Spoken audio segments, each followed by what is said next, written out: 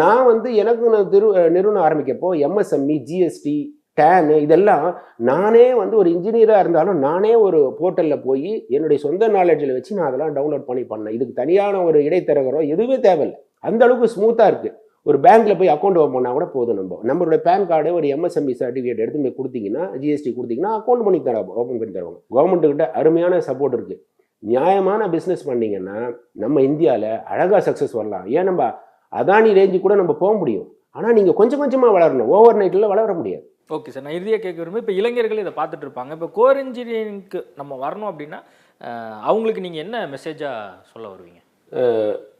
First கற்றுக்கணும். எந்த ஒரு வேலையிலும் நீங்கள் படித்து முடிச்சுட்டு உடனே எனக்கு வந்து பல ஆயிரங்கள் பல லட்சங்கள் கேட்டிங்கன்னா எதுலேயுமே கிடைக்கிறது கஷ்டம். அதுக்கு நீங்கள் மீடியா மாதிரியான ஒரு துறையில் வரணும். அது வந்து வேறு, அது ஒரு டிஃப்ரெண்ட் பபுள். ஆக்சுவலாக உங்களுக்கு நாலேஜை டெவலப் பண்ணணும்னா எங்கேயா ஒருத்தர் ஒரு நிறுவனத்தில் போய் நீங்கள் ஜாயின் பண்ணுங்கள்.